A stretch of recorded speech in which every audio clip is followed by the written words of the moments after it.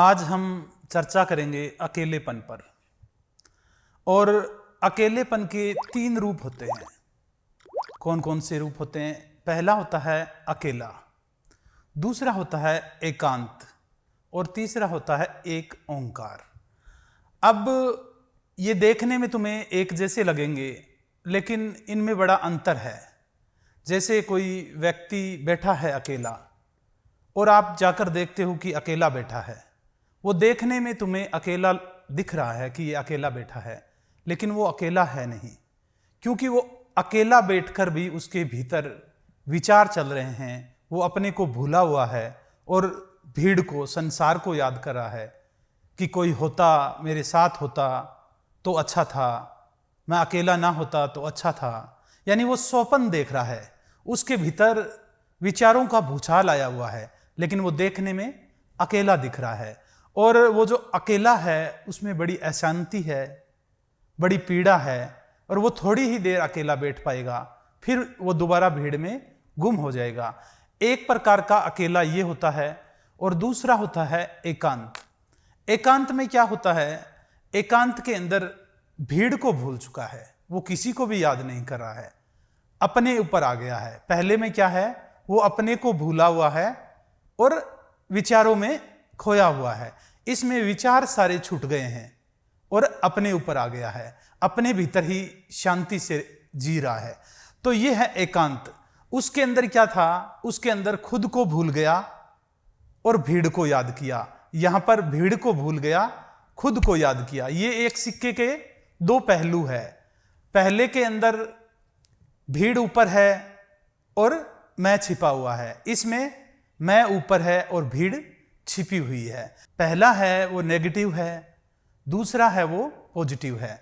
और तीसरा होता है कि सिक्के के दोनों पहलू ही खो गए, पूरा सिक्का ही खो गया। वो होता है एक ओंकार, वो होता है समाधि की अवस्था, समाधि में प्रवेश कर जाना। और पहले में क्या है? अशांति है, दूसरे में क्या है? शांति है, और तीसरे में जब प्रवेश कर जाते हैं तो तीसरे में आनंद है। वो भीड़ को भी भूल चुका है और खुद को भी भूल चुका है, वो एक ओंकार में प्रवेश कर चुका है। अब बहुत सारे लोग बोलते हैं कि भीड़ में जब जाते हैं तो अच्छा नहीं लगता, भीड़ में मन नहीं लगता और अकेलेपन में मन घबराता है। देखिए, भीड़ में मन ना लगना अच्छी बात है, लेकिन अकेलेपन में मन घबराएगा। क्यों घबराएगा? क्योंकि ये जो मन है ये भीड़ का ही बनाया हुआ हमारा मन है, और ये इस जन्म का नहीं है, जन्मों जन्मों से भीड़ ने हमारा मन बनाया है, तब जाकर हमारा भीड़ में मन लगता है। और भीड़ को छोड़ें तो मन घबराता है। कैसे? जैसे एक छोटा बच्चा जन्म लेता है, उसको पता नहीं होता है कि मैं कौन सी कंट्री का हूँ, कौन से धर्म का हूँ, कौन से परिवार का हूँ। जैसे जैसे वो बड़ा होता है, उसको भीड़ बताती है कि तुम हिंदू हो, तुम मुस्लिम हो, तुम सिख हो, तुम ईसाई हो। यानी कहने का मतलब जो भी बना है, आज तक जो भी आप बने हो, लोग आपको बोलते हैं कि आप बड़े सुंदर हो, तो आप अपने आप को सुंदर मानने लग जाते हो। लोग आपको बोलते हैं कि आपकी बड़ी बुद्धि है, आप बड़े विवेकशील हो, तो आप अपने आप को विवेकशील मानने लग जाते हो। कभी अपना खुद का चिंतन नहीं करते। तो हमारा जो मन बनाया है, ये किसने बनाया है? ये भीड़ ने बनाया है। और आज के बाद में भीड़ आपको कुछ भी बोले कि आप बड़े बुद्धिमान हो, बड़े सुंदर हो, तो आपको अपने अंदर एक चिंतन करना है कि भीड़ को खुद का ही पता नहीं तो मेरे बारे में क्या बताएगी। और आपको खुद को चिंतन करना पड़ेगा कि मैं कैसा हूं, मैं क्या सोचता हूं, क्यों सोचता हूं, मैं क्या कर रहा हूं, इस करने से क्या हो जाएगा। जब आप खुद का चिंतन करोगे और अपने आप को ना भीड़ माने और ना ही मन माने, दोनों को छोड़ दे। इस बार बाजार में जाए तो एक प्रयोग करे कि ये बाजार है, ये भीड़ है, ये मैं नहीं हूं, और ये जो मन है, ये जो शरीर है, ये भी मैं नहीं हूं।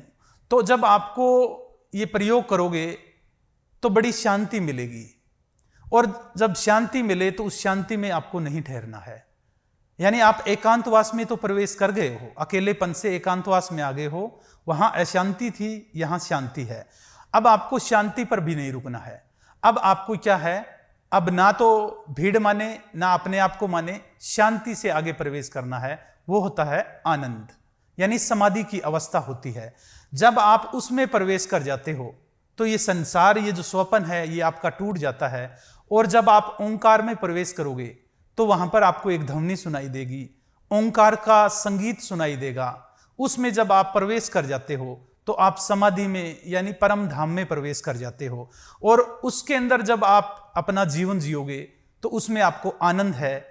और गीता में भगवान श्री कृष्ण कहते हैं कि मैं सत्य चित आनंद हूं, यानी वहां जो आनंद है वो सत्य है और चित है, वहां पर शांत है, और वही आनंद है और वही परम धाम है। तो आप अकेले में ना रहे, एकांत में ना रहे, एक ओंकार में रहे। परम गुरु राधेश्याम जी से जुड़ी ऐसी ही जन कल्याणकारी वीडियो को देखने के लिए हमारे चैनल को सब्सक्राइब कीजिए, फॉलो कीजिए, लाइक कीजिए और मानव जाति के कल्याण के लिए इस वीडियो को ज्यादा से ज्यादा शेयर कीजिए।